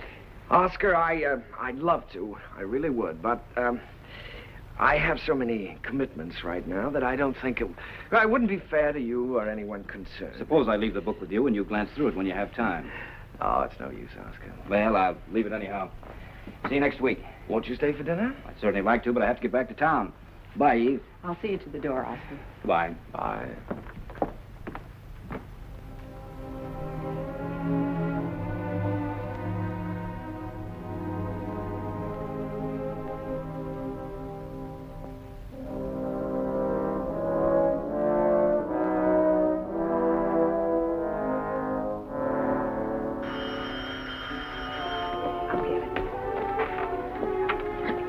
Hello? This is Mrs. Kern. Oh, just a moment, Mr. Kelly. Jerry, it's Arthur Kelly. He's got news of Sally. Hello, Arthur. Yeah. Oh, that's wonderful. In Memphis? What was the name of that club again? Club Elite. Oh, this week. Yes. Well, I'll get right on it. Thank you very much, Arthur. Sally is singing at the Club Elite in Memphis all this week. Oh, that's wonderful. Shall I pack a bag for you? Yes, darling. You do that and I'll call and make reservations.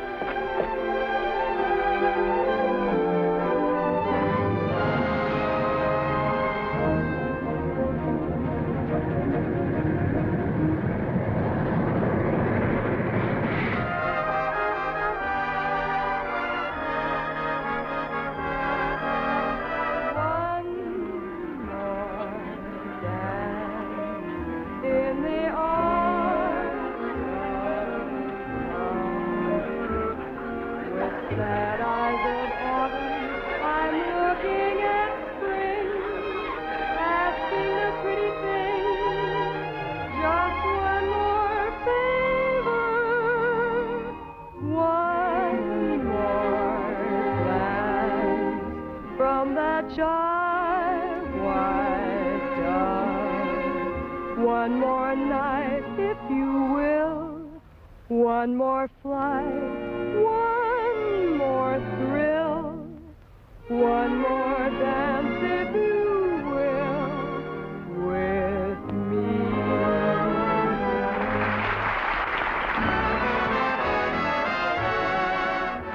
Will you dance with me? Oh, no, thank you. No. Go ahead and dance with us, Charlie. Go ahead. Charlie. Will you dance with me? I sure will, baby. What's this? Sit down.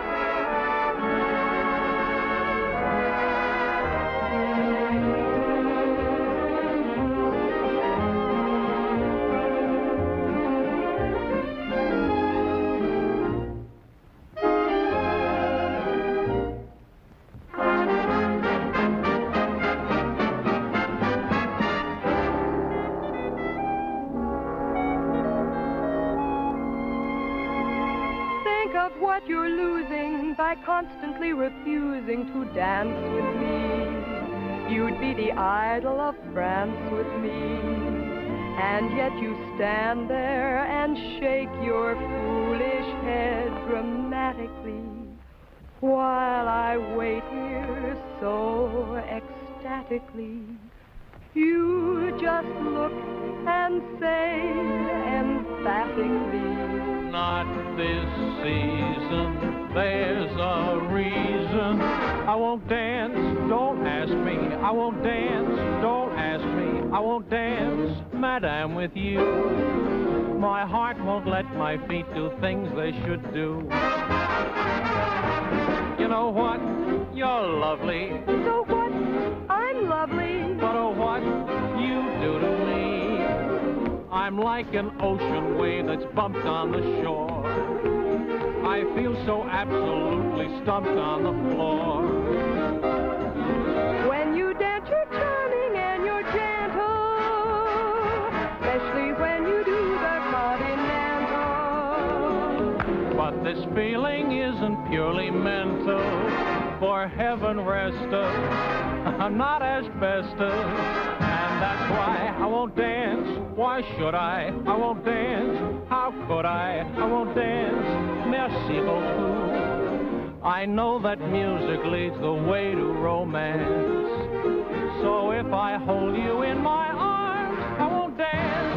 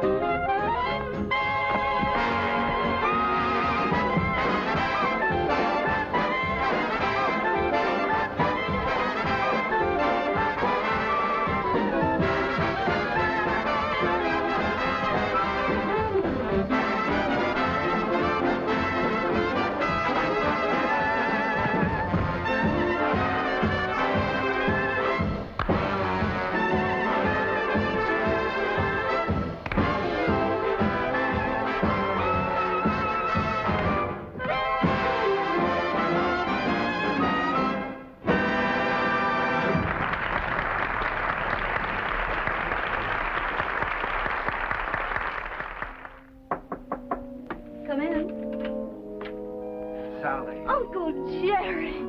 Oh, Uncle Jerry, I'm so glad to see you. What are you doing here? Well, I was out front watching the show. Did you see what we did to your number? Yes. I bet you like the show. Not at all. As a matter of fact, I liked it. I wish that some of the people who think my music is highbrow could have seen it. I'm so excited, I don't know what to do. You look wonderful, Uncle Jerry. More handsome than ever. How's Aunt Eva? Oh, she's fine. But of course she misses you. Oh, I miss her, too. I miss you both. Is she with you? You haven't told me yet what you're doing here. No, your Aunt Eva's in New York. And I'm here because somebody told me I could find you here. I've been looking for you for a long time now, Sally. Oh, Uncle Jerry, you shouldn't have bothered. I'm all right. Oh, I'm sure you are, but I promised your father I'd look after you. Sally, I want you to come back to New York with me. I can't, Uncle Jerry. I'd like to, but I can't. When I heard about my father, I never realized he was so ill, Uncle Jerry. You know I never would have left him. I know that, Sally. When I heard about him, it was as though someone had forced me to look into the mirror for the first time. I loved him very much, and I knew I'd broken his heart. I was spoiled and selfish, and I knew that I could never have any respect for myself again unless I did what I said I was going to do. So you see, I can't go back right now. I'm making my own way now, and I'm pretty good at it, too. Well, Sally, I just don't like the idea of you being here and all alone. This is just a stepping stone from where I've been to where I hope I'm going. I'm making $50 a week now because management thinks I'm worth $50. If I'm worth more, I'll get more. And if not, I'll have to find it out for myself. And Uncle Jerry, I'm not using anyone. 5 minutes, Miss Guster. Thank you, Jimmy. You understand, don't you, Uncle Jerry? Well, Sally, you know, darling, I'd give anything in the world if you'd let me help you. But I must say that I've never been quite so proud of anyone in my life as I am of you at this moment.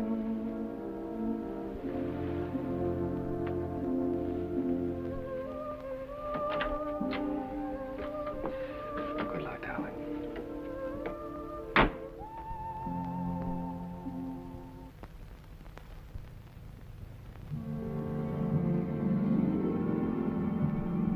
Gradually, I felt the old heartache misting away, and I was at peace. The promise I had made Jim had been fulfilled. Sally was going to be all right. I walked along the river that night, with the river wind in my face and the taste of it on my lips. And I stood there, listening. A sudden excitement thrilling through me, listening to the song of a river that makes its way right through the heart of America. And the voice of that river was the laughter, and the tears, the joys, and the sorrows, and the hopes of all America's people.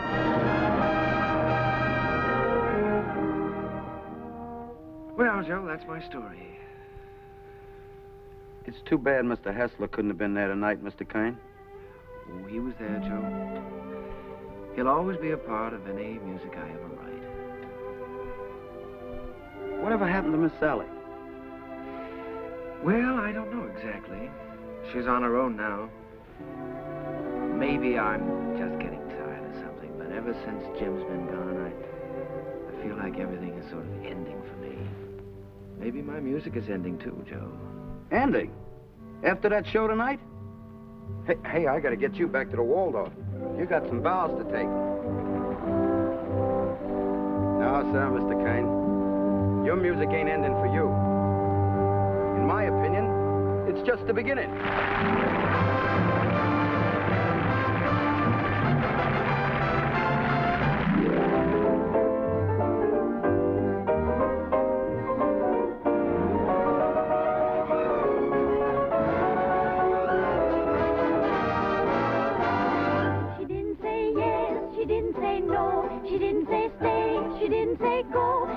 so sure that he'd be good. She wasn't even sure that she'd be good. So what did she do? I leave it to you. She did just what you do.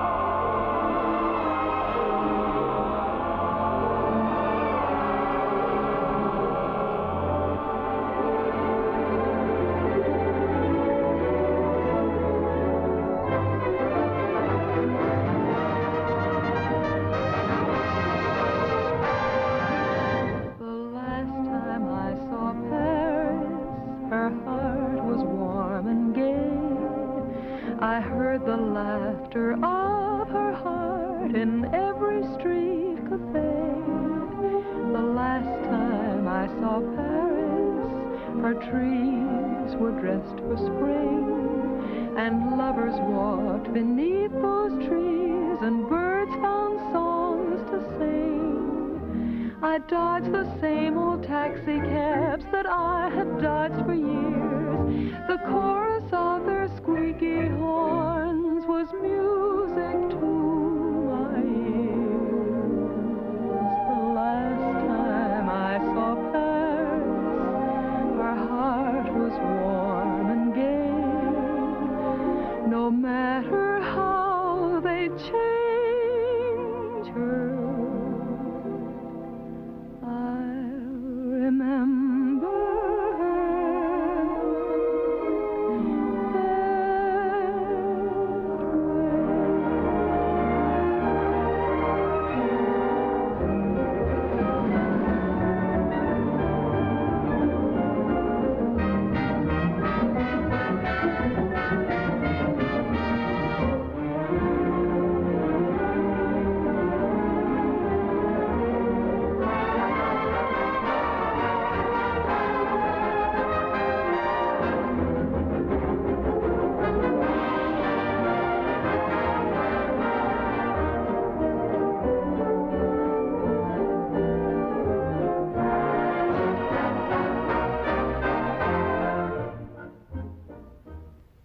Do sit down, Mr. Kern. Oh, you sure we won't be in the way? Oh, certainly not. Not at all.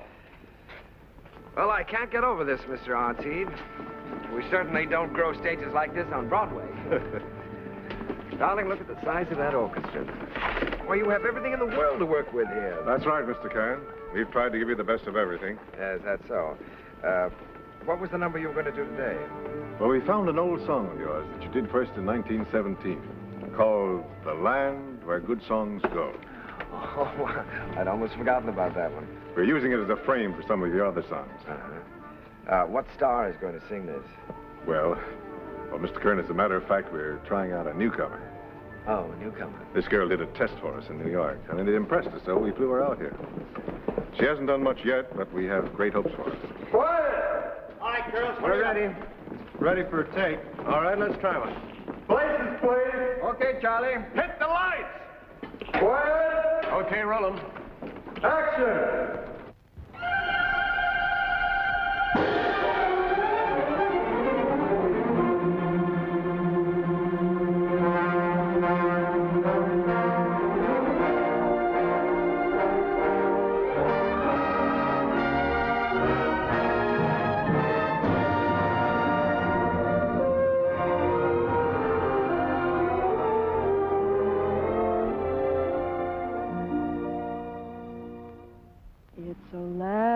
of flowers and April showers with sunshine in between, with roses glowing and rivers flowing, mid rushes growing green. Like her, Mr. Kern? Like her. I love her. I'd rather hear her sing one of my songs than anyone else in the world. Wouldn't you even?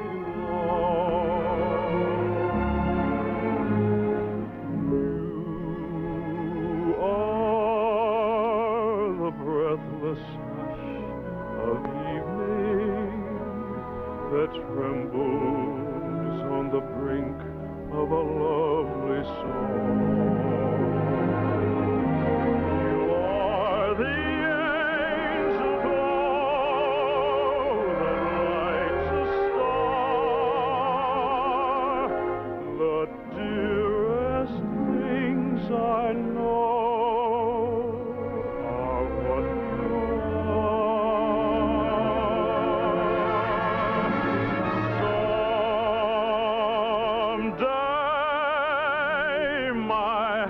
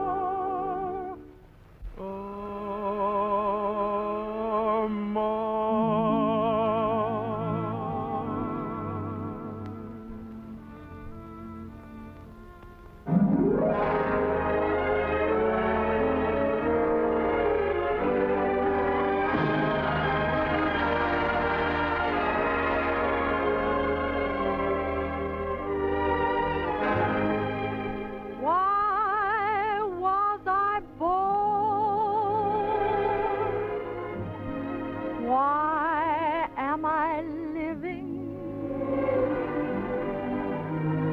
What do I get? What am I giving? Why do I want the things I dare not hope for? What can I hope for? I wish I knew.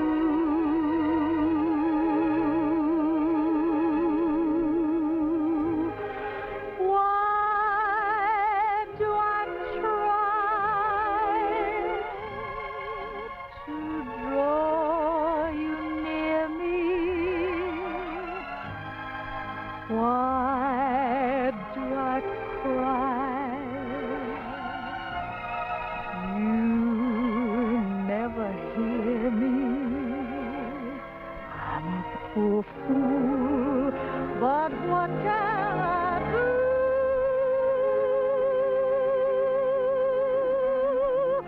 Why was I born to love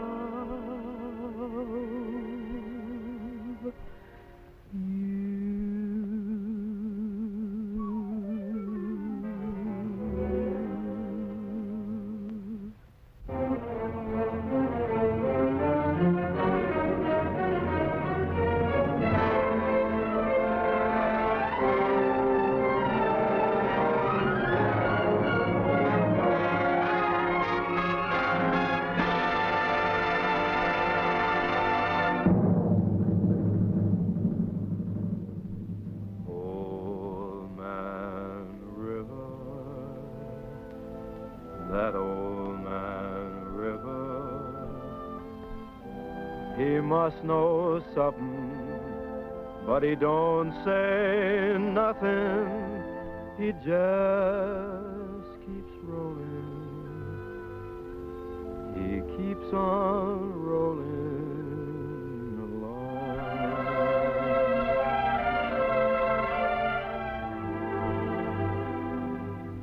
He don't plant taters, and he don't plant cotton, and them what plants some is soon forgotten.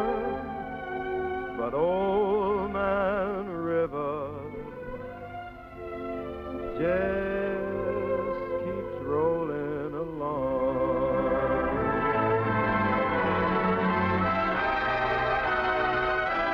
You and me, we sweat and strain, bodies all aching and racked with pain. Tote that bar, lift that bell, you get a little drunk, and you land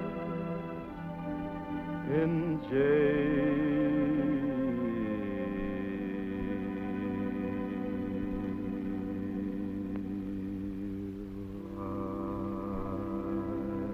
Gets weary and so sick of trying. I'm tired of living, but I'm feared of dying. And old man River, he just keeps rolling